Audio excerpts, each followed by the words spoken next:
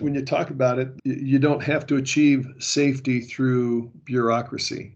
And we have, over the decades 100%. that I call it risk aversion, right? We are not willing to accept even minor accidents, which drives the cost of our business to a level that's far more significant than what other industries, which are more hazardous, are doing to keep their program and their processes safe. But how do you answer the question of, well, we're still burying it thousands of feet beneath the surface of the earth to get rid of it? You don't have to put it 1,000 feet beneath the earth. I love that answer. Let me tell you, for example, right now, the nuclear fuel out of all of our submarines, the expended nuclear fuel, is setting above ground out on the Idaho desert in a metal shed for the purposes of this discussion. No significant safeguards or, HEPA filtered ventilation. I can't even remember if it's temperature controlled or not. But you can go maintain the metal buildings that we put them in. Of course, those buildings are designed to withstand the high winds of Idaho, the occasional earthquake, those type of things. But for all intents and purposes, the structures that the fuel are put into can sit there for 10 more million years. And it's a very small workforce. It's a very small footprint. There is not a significant problem that the planet faces today that can't be solved with nuclear energy. You need water, build a reactor. You need electricity, build a reactor. It's clean, it's safe, it's minimally impactful. You want to deal with the hunger and the starvation that goes on all over the world. You want to deal with only 1 in 6 people on this planet have access to really clean water. Build a reactor. Just because the facts are A, if the narrative is B and everyone believes the narrative, then B is what matters. But it's our job in our industry to speak up proudly, soberly, and to engage people in this dialogue. Those 2.5 billion people that are in energy poverty, they need us.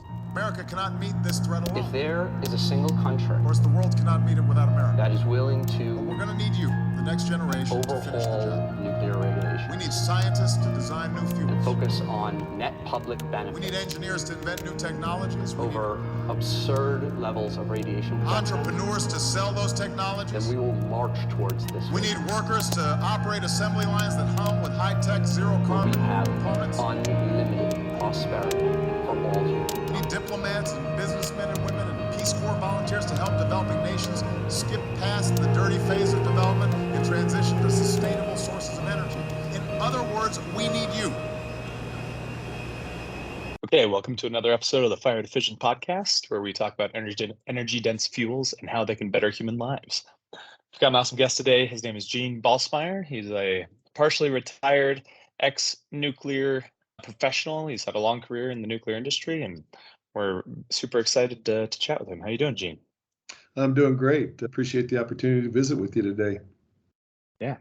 So Gene, real quick, why don't you go ahead and give us a kind of a 30-second self-introduction about you and your background. I know you've had a long history, but brief us quickly on why we want to talk with you. I know that you were referred to us as an expert from one of our mentors, but why don't you just give us kind of a quick overview? Certainly. Expert might be a little bit of a strong word, but so I was going nowhere in high school, decided to join the Navy and see the world, and the recruiter, what a deal we have for you. You did well enough. You can be in the nuclear power program. So I joined the Rickover's Nuclear Navy right out of high school. 1971, I entered the Navy boot camp. Basically went through the training pipeline, the machinist mate school, nuclear power school in Vallejo, California, prototype training up here in Idaho, and then to my first submarine in Hawaii. Did tours on 3 submarines, a number of shore duties. Mid-career, I got a commission, spent the second half of my career in the Navy, working at the nuclear shipyards, doing overhaul testing, new construction of the nuclear ships and submarines. Retired from the Navy in '94, went to work for the Department of Energy and worked at various nuclear facilities. Well, actually, I had a very short stint with the Department of Energy as a Fed and did not find that very satisfying. So went to work on the contractor side in the Department of Energy world First job was at the Advanced Test Reactor out here in Idaho, and have been at several facilities, from the Advanced Test Reactor to the Radioactive Waste Management Complex, over to the Integrated Waste Treatment Unit. Spent almost 3 years down at the WIPP facility, where we do deep disposal of waste from the nuclear weapons program. And then basically, I've been trying to retire since 2019, but on occasion get called back to do a little bit of consulting work. Well, that's what a whirlwind explanation of, I think by looking at your LinkedIn, it was almost 50 years of experience. And I think you just covered most of it in summary in like 60 seconds. So well done. I'd like to kind of walk through each of those, and the nuclear Navy, Rickover's nuclear Navy. Let's start there. What was that like? Did you enjoy it? Was it an oversell on their part? No, I thought it was, well, I still to this day think it is one of the, I'll say, premier technical programs in the world. Yeah. Now, imagine, now Rickover, he didn't just send his college educated engineers through a lot of intensive training. He required everyone. I came in as an enlisted boy and went through a program, not college-based physics, but it was still physics, chemistry, strength of materials, heat transfer and fluid flow, radiological controls, water chemistry, secondary water chemistry, primary water chemistry. So Rickover had the standard. Imagine him taking an 18-year-old graduating from high school, 4 from the bottom of his class, 270 out of 274, just barely got out of high school. And he embedded in the minds of those of us that went through his program things that we still carry with us today. Yeah, as a machinist mate, we learned the electrical, we learned the nuclear, we learned the reactor physics. And the only criticism I have of the Rickover program is it builds great technocrats, but does not invest a lot of time or energy in developing good leaders. Interesting. Do you think that's changed? No, I had 2 sons that have worked in that program also, and they're still very heavily focused on the technical aspects, rightfully so. Nuclear energy is like so many others, I call it a high hazard industry, and it demands discipline, rigor, and everything that you do.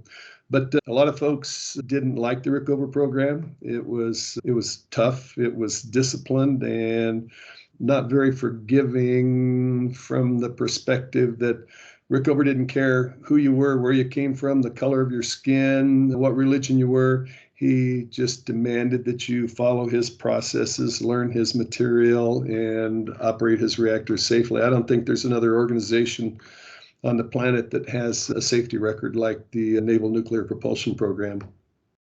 Kind of speaks well to a lot of the quality and inclusion themes that you see in society nowadays, that he kind of lived those themes before they were popular in the mainstream, right? Oh, he did. He was a man of vision when everybody else was dumping their radioactive effluent into soil columns. He was taking the primary coolant, reprocessing it, and reusing it, putting it back into ships and submarines rather than dumping it in the ocean.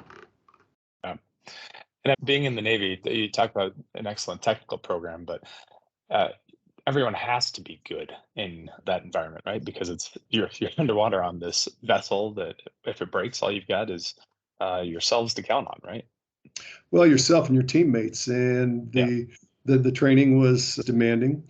And of course, you had those milestones. You show up on the boat, and the first thing you're given is a qualification card to learn your first watch station and be able to stand watch on that watch station. And the folks in the engineering department, they were tough on you. They expect you to know your job. And when you're on a submarine and something happens, it hits the fan, you've got to be able to rely on not only the equipment, but the people operating the equipment to make sure that the submarine recovers and gets to where it needs to be.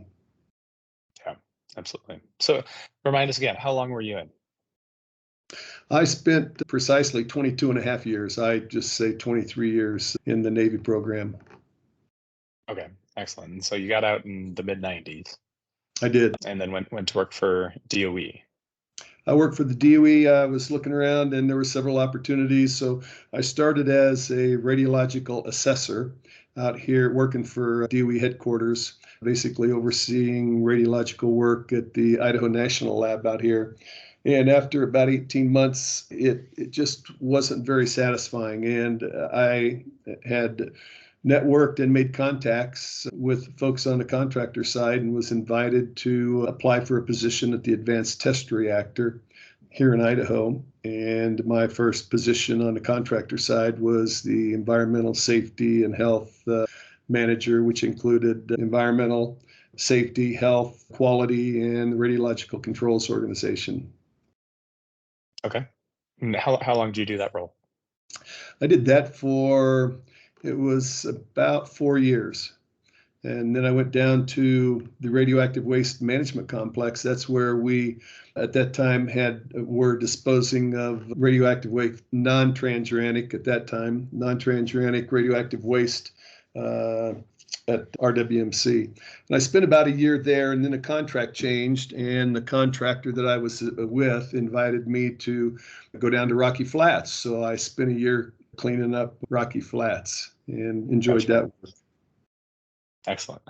Yeah, some of our listeners may not be familiar with kind of all these projects and kind of Idaho National Labs, so I'll ask maybe some more basic questions about some of them. But the Advanced Test Reactor project, what was that focused on? What were you guys trying to accomplish there? The Advanced Test Reactor was a really high neutron dense reactor. It was low temperature, relatively low pressure. I call it a time machine. Basically, they did, I'll say the large majority of the work that they did for the naval nuclear program, and they would test different materials in a reactor environment. Give you an example of the work and the advancement in what we do. When Rickover built his first submarine, you were changing reactor cores, changing the fuel tank, so to speak, about every 9 to 12 months. And through the work that they've done at the Advanced Test Reactor, they will now install a reactor core in one of the submarines, and it'll last the lifetime of the submarine, 33 years. Wow. That's a hell of a And gas that's the actual, yeah, right. Am I interpreting this correctly? Meaning that would be the actual metallic or steel component that's encasing the nuclear material used to have to be replaced annually, and then through advancements in materials, could be replaced much less frequently. Yeah, so the reactor core package basically was designed to be replaced, and then it goes inside the high pressure vessel, the reactor vessel, which contains the high temperature and high pressure operating environment that creates the heat, which creates the steam, which then creates the energy that you need to turn the screw or the propeller on the submarine or the surface ship. Yeah, amazing technology and amazing advancements. So the test reactor then was, am I thinking about this correctly? It would be a facility that you could irradiate materials with and test the materials to see how they behave when you expose them to high levels of radiation. Absolutely. All types of different materials, from metallurgical, mostly metallurgical type irradiation that we would do. And we would then take those experiments and put them in an NR cask, a naval reactors cask, ship them down to the naval reactors facility, where they would then take the test material. They would bring them from their water pools into their hot cells, disassemble those tests, cut them open, inspect them microscopically on microscope type investigations to see what the effect of the reactor environment, the neutron flux, was on the various metals and materials that they would test. Yeah. And then take it back and redesign them and make them better. Absolutely. Absolutely. Yeah. Okay. You mentioned waste, and I know you've focused on radiologic materials and waste and disposal throughout a large part of your career, and we'll get into that. But before we do, I want to touch on kind of the NRC, the DOE, and from your perspective, how these organizations might have changed over time. So I believe when you started in the Navy, the NRC wasn't even around. It was still the Atomic Energy Corporation or Commission, right? Absolutely. So yeah, the AEC came about in the 50s timeframe, and most everything to do with nuclear whether it was nuclear energy for power production or weapons, was under the auspices and oversight of the Atomic Energy Commission. And then I joined in 71, and somewhere in the mid 70s, 75, 77 timeframe, the AEC evolved, and we developed basically the Department of Energy and the Nuclear Regulatory Commission. The NRC's foundational role is to oversee and approve design of commercial nuclear power stations. And then the Department of Energy fundamentally continues to do, I'll say, research and development in reactor design and development, as well as now oversee with the military the nuclear weapons program. Gotcha. Yeah. And so I think the NRC in particular has, I'll say, many people in the industry and outside of the industry have been very critical of it for not approving new licenses. I'm curious if you share that perspective, or if you think they've, or perhaps why might they? I don't know. This is a big topic, so I think that's a better question is why. And I what I have observed, my experience since 71 and today, we become more and more risk averse, and we become more and more bureaucratic. And I think that lends itself in a bad way to the long lead times for licensing of commercial reactors. We'd started 4 new P1000, I think, reactors, 2 at Summer, 2 down in Georgia, and first of all, finding people with the experience to be able to do the work that's required with the discipline and all the, I'll say, technical documentation that goes along with it. We're all dinosaurs nowadays. And building nuclear reactors the way we used to is very time consuming, very expensive, and we don't seem to have the motivation to streamline and improve our processes to where we could go build a commercial reactor now and get it up and running in less than a dozen years or so. It's almost like you need some young whippersnappers to come in and whip you guys into shape, eh? Well, you almost need a Rickover style personality. Yeah. You do. It's got to be that cult of personality that comes in. And again, when you talk about, what do you call it, fire to fission, in the future of nuclear energy, it is, I'll say, one of the single most important aspects of dealing with our warming global climate. And China was on a path to build, I think, over 400 commercial reactors. My son, Aaron, got to spend 3 years building AP1000s over in China. And they were committed. He said, and you learn very quickly why. You go to any of their metropolitan areas and everybody's wearing face masks because the pollution is just so significant. But it's no small feat to build a commercial reactor, a power reactor, right? But they at that point had the vision. They were, like I said, scheduled to build some 400 reactors over the next 40 to 50 years. Right. Now, the risk aversion has been in the name of safety, or that's what continuously gets touted. Do you think the culture at the NRC and in the industry has actually made these systems safer, and have they needed to be safer? I don't have much personal experience with the NRC. The limited experience I have with the commercial nuclear industry is the goal is to obviously have a facility that can generate relatively inexpensive power and do it safely, protecting the worker, the public, and the environment. And the work that they're doing with and I'm most familiar with the AP600, the AP1000, they were built with new design features that made them inherently safe in the case of a total loss of site power, for up to 3 or 4 days.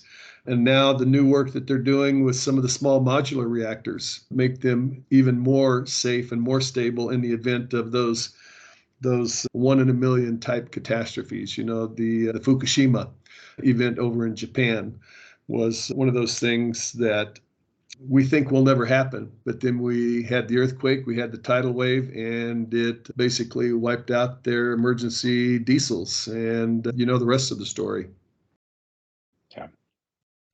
Okay, well, let's pivot to the waste conversation. I think much of the public is still uneducated about waste and thinks that it's a big problem and a glaring black mark in the industry. And our perspective, my perspective, is kind of the opposite, where I think it's a big benefit that we contain all the waste. What's been, number one, your commercial or business experience with waste? Kind of what kind of roles have you done where you're perhaps directly involved with it? And then, yeah, I guess we can just start there. Well, you know, from the commercial aspect, we have attempted again as a country to deal with the waste. Now, the waste in general is, I'll say, well controlled, well taken care of. It's put in a place that is absolutely very minimally impactful to the environment and the people, the public around it.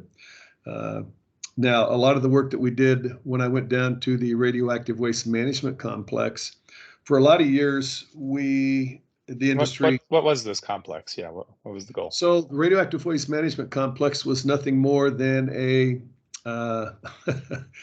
waste disposal yard, where in the early days, trucks of low level radioactive waste would be brought into the facility, and we would dispose of them in long trenches, probably 30 feet deep. You dig down to just about bedrock, you backfill it with a foot or two of soil, and then you typically would place drums, all sizes of drums, but predominantly 55-gallon drums that were filled with low-level radioactive waste, and then we backfilled it with dirt. And for a lot of the waste, that's, in at least my opinion, perfectly acceptable. Anything that the drums will eventually corrode, the low-level waste will, any of the activity gets well filtered by the soil column so that nothing reaches the aquifers or the environment. The concern became when we were disposing of transuranic waste. This is waste from the weapons industry. That's the higher level. Yeah. That there is high level waste, but this is the transuranic family of waste that's created from the plutonium, the uranium, the extremely long-lived waste. So maybe we break these down for folks. What's kind of low level refers to the lower radiation level, or low level waste, less radioactive, right? Low level waste, for example, you and I could go up and stand next to the drum of low level waste. The low level waste criteria back when I was in the business was basically couldn't read more than 100 millirem at 1 foot or 30 centimeters, and was, I'll say, very low risk, low problem from a personnel handling. And higher level so you break it down into, it's like standing next to a bunch of bananas, right? Yeah, absolutely. Not to be flippant about it, but there's a little bit more radiation than that, but not that much, right? So but the reality is, you know, that the folks, the public, everything we do, every time you go to get a medical exam, you're shot with radiation, either through dental x-rays, through whole body x-rays, through isotopes that we use to help cure numerous cancers, right? And what the industry has failed to do, and still fails to do, is to educate the public on how nuclear energy touches every one of our lives every day in almost every way. A lot of countries, for example, they irradiate their food so that you can do shelf-safe milk that's not refrigerated. You set it on the shelf, and it's got a shelf life of, I can't remember, several weeks to several months. And then once you open it, then you can refrigerate it to keep it going. We don't appreciate that, and I think I've gotten off track a little bit here. But so low-level waste, back to low-level waste. And then there's low-level transuranic waste, and that basically is determined by the amount of transuranic waste. And above a certain amount or limit, they then move into high-level waste. And that kind of is, I'll say, the three different categories: low-level radioactive waste, low-level transuranic waste, and then a high-level waste, which primarily consists of, I'll say, expended nuclear reactor type material. As an example, you're probably well aware of our facility in Nevada, where we were to send the nation's commercial nuclear fuel and all of the Navy expended fuel. Yucca Mountain is the name for it. And of course, politics got into a mindset of all things nuclear are bad, even though nuclear touches their life in almost an everyday way. And it's a failure on our part to properly educate. Yeah, no, the story behind Yucca Mountain's a long one. That we need to have 2 or 3 episodes on that alone, just to kind of cover what happened. And every time I study the history, I'm baffled that a series of events occurred as they did. But we'll shelve that one for now. So You bet. well, actually, let me ask: did you work on Yucca Mountain? No, in my short stint of working for the DOE, I got to tour it, go in the tunnel, and it was still a going concern. We were hoping to be able to activate it and make it work for us, but no, I did not get to work on it. Yeah, total political project. Okay, but you have worked on WIPP, or waste isolation. I have waste isolation pilot plant. Yep.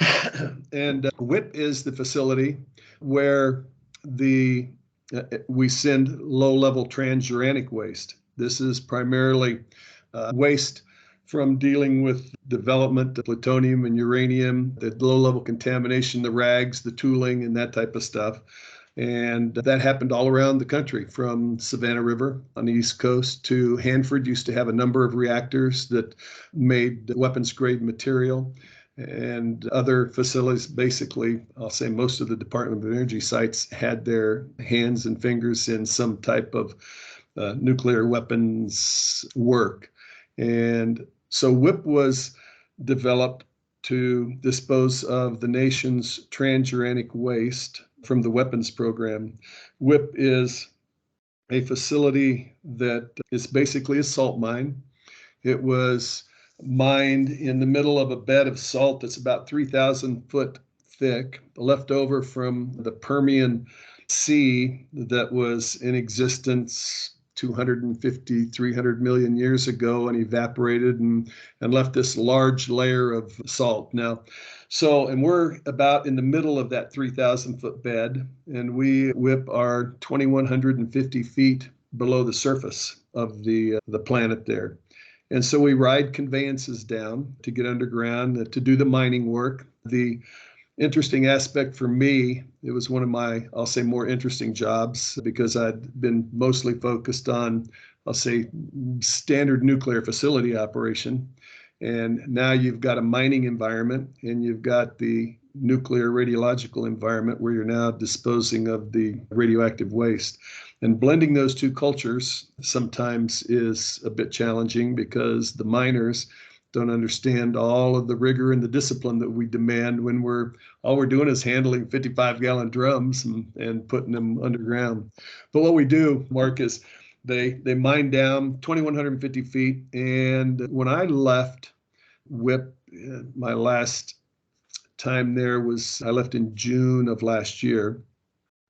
We had basically 7 areas where they have 6 rooms in each of the areas, and then you fill those with waste. And we were just about to finish the last room in area 7, and we had mined out additional areas, and I believe they commenced putting waste in the new area was a few months ago. So they're still they're planning for an additional 50 years of work. Most of the waste, I'll say a large portion of the waste, has been sent to WIPP. Now they're looking at and evaluating sending, as you know, with the various START treaties that we've significantly reduced the amount of weapons grade material that's needed for our nuclear arsenal. And so that excess material is being diluted and put in a condition that makes it not useful or extremely hard to reuse if you wanted to. They're looking at disposing of a lot of that material at the WIPP facility going forward. Interesting. Okay, I wasn't aware of that. So I'll characterize some of this back to you. The waste isolation pilot plant. Why do they call it a pilot plant? It Was it originally supposed to be a test, and they just Yep. the name stuck when it became kind of a permanent facility? That's exactly right. It was originally designed to be a pilot plant, and they just never took the pilot out of the WIPP Yeah. name. It's just stuck. It's an amazing facility because a number of university do neutrino investigation, dark matter investigation, because as you can imagine, 2,000 feet. It's a big tunnel. It's a big mine underground, right? It's a huge mine, extremely low background. And so a number of universities have done work there. Commercial industry's been there doing the K-heat experiments to see what the feasibility of potentially commercial fuel might be in the future. It's not permitted to handle or take any of that at this point. So if anybody listens to this and gets excited, they need to not be excited. They've just done But I mean, this is experiments. an example of a facility that is in the US that is taking radioactive material that, and I'd like to touch a little bit on if we think this is even necessary for some of this material to be stored there, but and effectively storing it in a place that's, I'll say, socially acceptable for us to store it. And it's an example of what we could do with the existing nuclear fuel Absolutely. And or you could probably spent nuclear fuel. you could do a lot with that without even having to go 2,000 feet underground. Now, when you look at the program, what we do is we try to find a place that's that's acceptable, socially acceptable. You're in a very seismically stable area, WIPP, right? There are no, notwithstanding all those oil and gas guys pumping salt water into disposal wells that are absolutely, and it's a huge business. I know a little bit about that. Yeah, well, and you know better than I do. One of the most significant hazards on my 40-mile drive to WIPP was the water tanks going out to support the truckers going out to support oversized water tanks on the highway that are driving 100 miles an hour, and that's right. Right. Yeah, taking up all 3 lanes of traffic, even though there's only 2 lanes on the road, right? So our fire department at WIPP would routinely, several times a month, respond to an accident between a trucker and another vehicle, and the smaller vehicles, of course, didn't fare too well. Excuse me.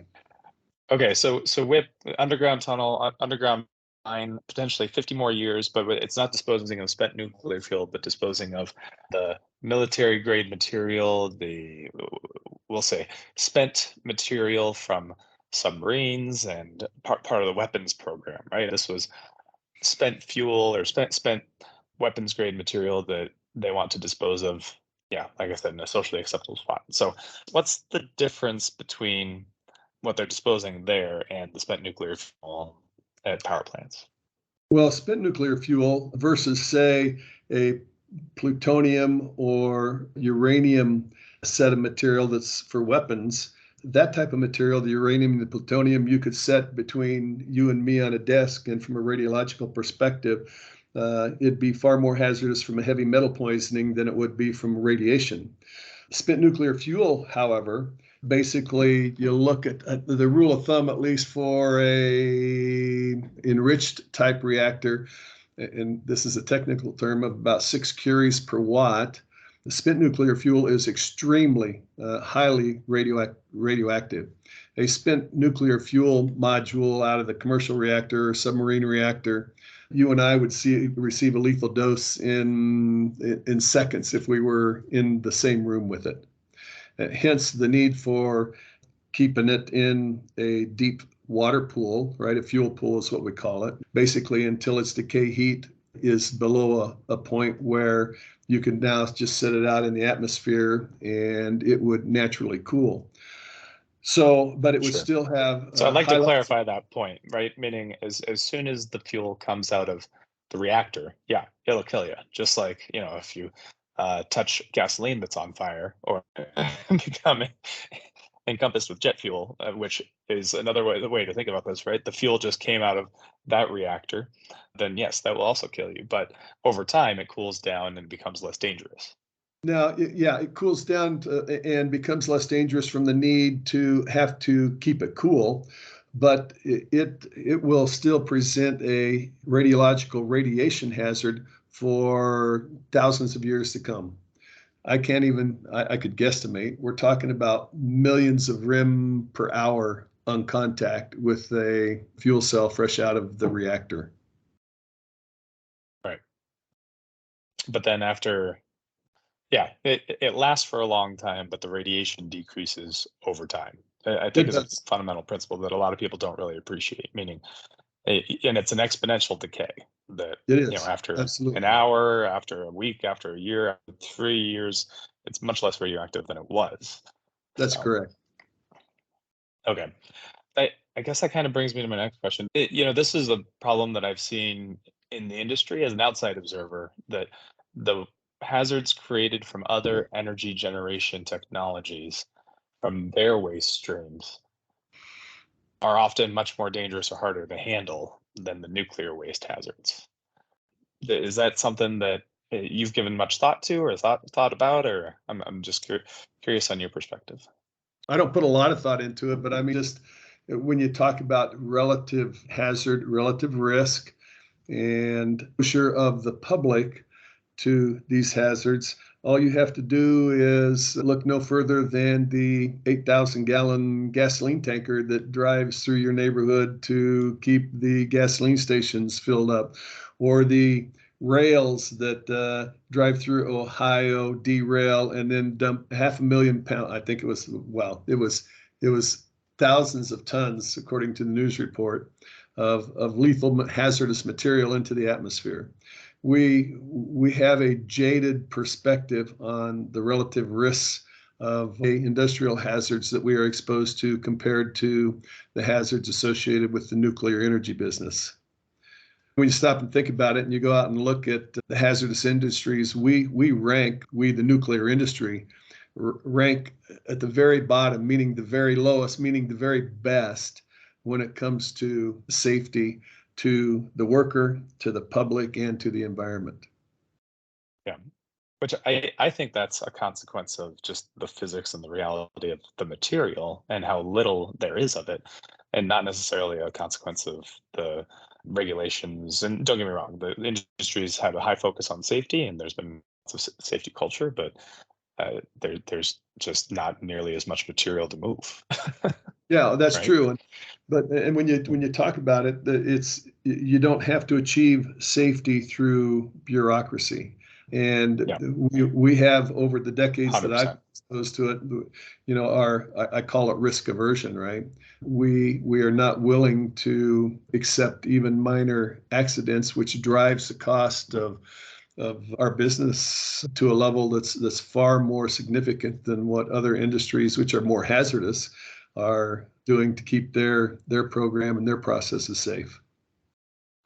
So I want to challenge you with a question that, and I'm going to characterize this from a recent experience. So, Colorado, where I live, the state legislator recently shot down a bill that was advocating to include nuclear energy in the definition of clean energy.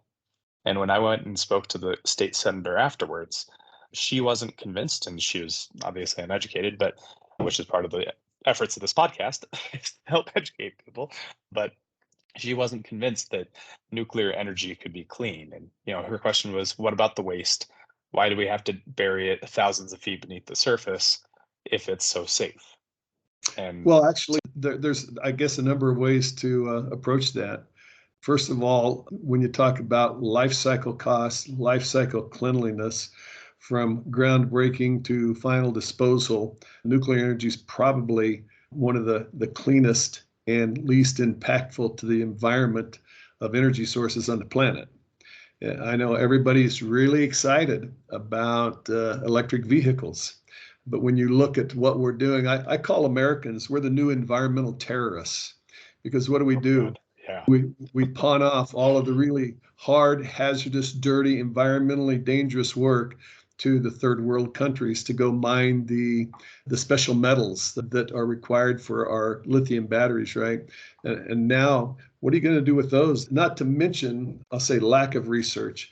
What we learned at WIPP, for example, is we were going to transition to electric powered vehicles in the underground to move away from diesel powered vehicles. Which is And then there helpful. was Staying underground, Say again? don't need as much so that's helpful for underground, right? Don't have That's to have as much ventilation. absolutely. That's the whole. Until one of the lithium batteries catches on fire, which happened in Nevada. And it puts that, first of all, They're virtually impossible to put out. All you can do is evacuate and hope that you don't get a lethal exposure to the off-gassing materials that come from the lithium batteries when they catch on fire. And one of my biggest worries is as we start to populate more and more homes, when one of these batteries catches on fire, it's not just a fire in the garage that you can extinguish. You've basically lost your whole home if you have an attached garage.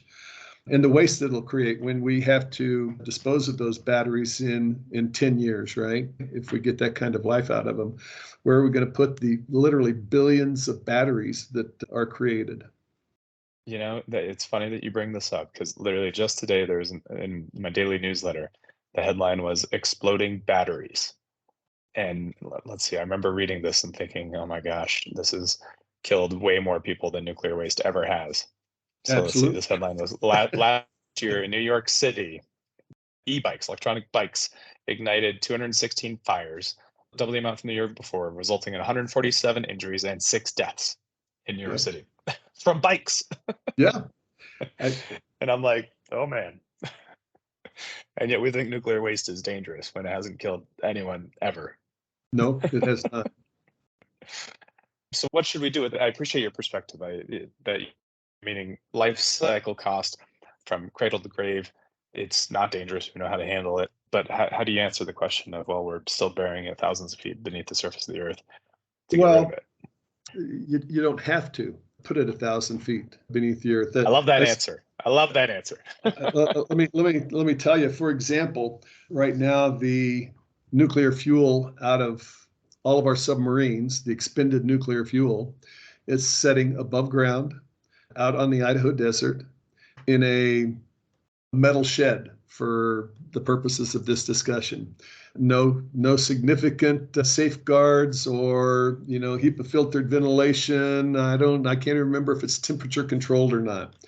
But you can go maintain the barn that we put them in, the metal sheds that we put them in, the metal buildings that we put them in. Of course, those buildings are designed to withstand the high winds of Idaho, the occasional earthquake, those type of things. But for all intents and purposes, the structures that the fuel are put into can sit there for 10 more million years. And it's a very small workforce. It's a very small footprint. You think, I can't remember when we first took the first reactor, the first Nautilus prototype out in Idaho in the 50s, late 50s, and all the commercial fuel from our commercial nuclear reactors could be placed on a facility out here in the Idaho desert. There were some Indian reservations that were saying, "Come, let us store it above ground," right? Yeah, it's completely feasible to do. But we've created an atmosphere of all things nuclear are bad. And of course, a number of years ago, when one of the scientists said 1 plutonium atom will kill you, we've created a panic and a fear that is irrational. And I'll say you young people. Do you think that came from inside or outside the nuclear industry? This is a controversial question among nuclear circles. I think, well, it could be both. I don't know if I'll say, terrorists inside the industry. I don't think it was intentional. I do think that, so my bias is I think there was a culture that was built up that we had to get to zero and no radiation was acceptable, and we chased safety in the name of chasing safety. Well, and then it became the goal rather than. We have to educate the public, tell them to quit eating bananas, tell them to quit putting fire detectors in their homes, which have Krypton 85 in them, right? And the potatoes, almost everything has radioactive material in it of some type or another. And if I took a sample of any person's blood and counted it long enough, I would find a number of isotopes, even plutonium. Yep. Okay, and so the waste that was stored in the desert that you were mentioning, that was from the spent fuel of the submarines, correct? That's correct. Spent nuclear fuel out of our submarines that were decommissioned. And we've decommissioned a whole bunch of those submarines. And so all of that fuel sits right out on the desert in a few nice metal buildings. And the reactor compartments themselves from the submarines, they get basically cut out of the submarine or the surface ship. And then we ship them off to the Hanford Reservation, where we basically, and this is part of our START treaty observations, where we put them into an open burial pit for a certain period of time, and the Russian satellites can take pictures and say, yep, that submarine is actually out of commission, so is that surface ship. And then after a certain period of time, we will actually backfill and cover those decommissioned reactor compartments. Yeah. So you answered the question, why do we have to bury this? And perhaps the answer is we don't have to. Meaning we've overblown the danger and the hazard, which is 100% in my view. Meaning I can't feasibly perceive how some of this material might get into the biosphere without that. I think just disposing of a lot of it, like we do most other hazardous waste, or even just in landfills, is sufficient from all of the analysis that I've done. So yeah, absolutely. It's refreshing to hear someone share that opinion. No, we've driven ourselves there, and it was what I opened up with, and it's the risk aversion and the belief that zero is the only acceptable level. But when you again try to present, I'll say the non-believers, the uninformed, with the facts, would I rather sleep right next to the 1,000 megawatt electric commercial nuclear reactor or the 1,000 megawatt coal-fired reactor? And hands down, it's next to the nuclear reactor. The amount of material that goes up the stack from a coal burning plant, both radioactivity and other hazardous materials, is tens and hundreds and thousands orders of magnitude more than what comes from the generation of nuclear power from a commercial power plant. Yeah, totally agree. And I've worked underground in a coal mine. You mentioned WIPP's 2,150 feet under from the surface. I've been 900 feet underground in a coal mine. It's dangerous. It's dangerous. It's extremely dangerous. Like that's way more dangerous than nuclear waste. Like, well, what people don't appreciate, for example, is all the material that we use on a day-to-day basis that come out of mines, the fertilizer that we end up creating from material that we mine down in the southeastern New Mexico area. It's a hazard. As an example, in 2022, last year, no, excuse me, it was 2021. Anyway, the first half of the year, the mining industry had killed 40 people in America. This was in America, Mark. Yeah. And the hazards that we expose those people to dig up all the stuff that we need, nobody pays any attention to, because it doesn't make big news. It doesn't make anybody money. The anti-nuclear activists are making a career and a living out of being anti-nuclear. Yeah. And they frightened everybody. It's no different than oh my goodness, back when you might have been too young. A story came out about the material that we sprayed on apples, and that was a huge, huge deal for quite some time. Risk, insignificant, but it's the type of scare tactics that people use to create a movement in a negative way.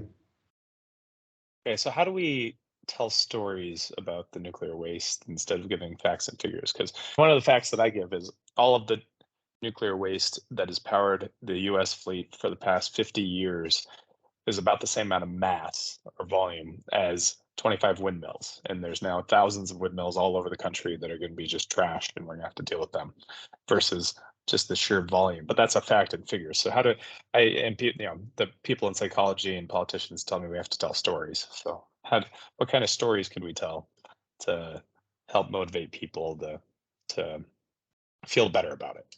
Well, I think as my son Aaron says, who's and I hope that I don't know if you guys did he respond to you in your email? Yeah, absolutely. Yeah. I would hope he just you thinks guys, we got to go through the INL channels a little bit. Yeah, and if you do, he's got some amazing stories. But his simple comment, because he's intimately involved with a lot of development. He's an engineering manager out there working small modular reactor, military reactors, micro reactors, and his simple comment is there is not a significant problem that the planet faces today that can't be solved with nuclear energy. You need water, build a reactor. You need electricity, build a reactor. It's clean, it's safe, it's minimally impactful. You want to deal with the hunger and the starvation that goes on all over the world. You want to deal with the lack of only 1 in 6 people on this planet have access to really clean water. Build a reactor. Yeah. And it's amazing. And that's the story that we have to tell, is that it's our future. If nothing else, that and natural gas has to be our transition to a period in the future where we have, say, fusion energy, right? But that's decades off still. Sure. So, that, and I think that answers 2 of the kind of last questions that I had, which is, I think it does, which is, are you afraid of nuclear power? And it sounds like absolutely not. no, I went to sea on a submarine and I slept within 20 feet of a reactor that was producing a lot of energy, pushing that 8,000 ton, 12,000 ton submarine through the water. Yeah, it's awesome. Okay, so if you, well, and the last question we often ask is what gives you hope about the future, but I think telling that story of, hey, if you want to generate more hope, deploy more nuclear. It's an awesome story to tell, and that's kind of the story that we're trying to tell. So it's fun that we didn't have to bait you too much into that answer. Well, and there's a lot of, you go out there, and I can't remember the Netflix documentary, but the green people are starting to recognize that it has to be a significant piece of our future. It has to be. There's nothing else that will move us in the direction as quickly as nuclear energy to help us solve the global warming that we're experiencing.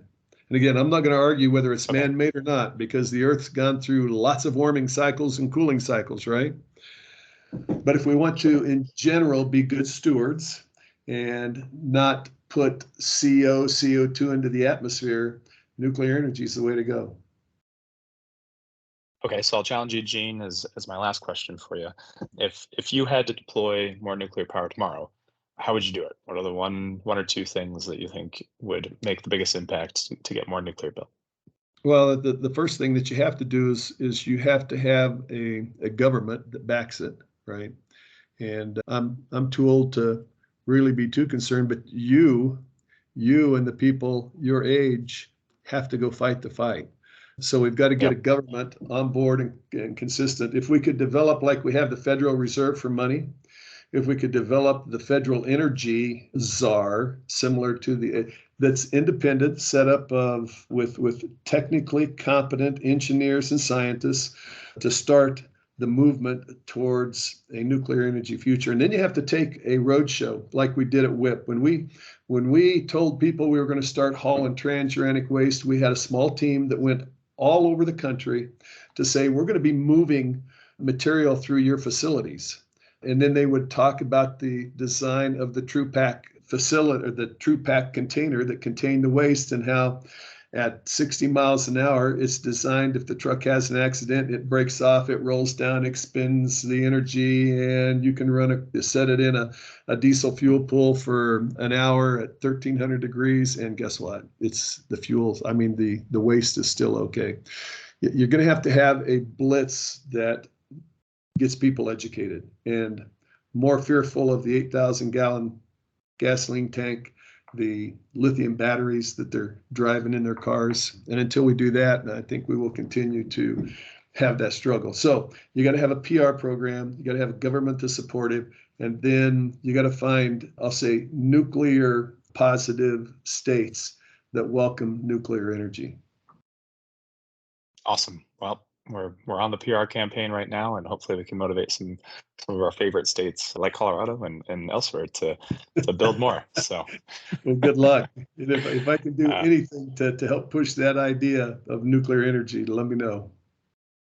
Excellent. Well, Gene Balsmeier, thanks so much for your time. This has been great. I can tell when we have more questions, we might have to have you back on. So, love to do it, Mark. Thank you. It's been very enjoyable. Thanks.